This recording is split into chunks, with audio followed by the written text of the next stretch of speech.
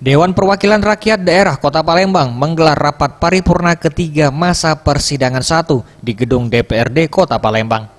Dalam rangka laporan dari komisi-komisi yang membahas raperda tentang anggaran pendapatan dan belanja daerah atau APBD tahun anggaran 2020 dan persetujuan bersama penambahan program pembentukan perda atau Propemperda tahun 2019.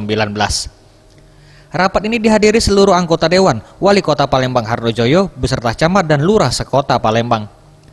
Ditemui setelah acara, Wali Kota Palembang Harnojoyo mengatakan, APBD Kota Palembang sudah ditetapkan bersama Dewan dan berterima kasih atas kerja keras dari anggota komisi terkait dengan pembahasan raperda tahun 2020 yang sudah dijalankan. Setelah ditetapkan nanti akan disampaikan untuk dievaluasikan ke provinsi agar bisa dicanangkan. Ia juga menambahkan terkait dengan pendapatan asli daerah meningkat dari 1,6 triliun rupiah menjadi 1,8 triliun rupiah. Dan untuk di tahun 2020 ini, pemerintah akan memprioritaskan visi misi serta pendidikan dan kesehatan. Sebesar-besarnya kepada Saudara Wali Kota Palembang beserta seluruh jajarannya, anggota Forum Koordinasi Pimpinan Daerah Kota Palembang atau pejabat yang mewakili dan seluruh hadirin atas kehadiran rapat pada hari ini.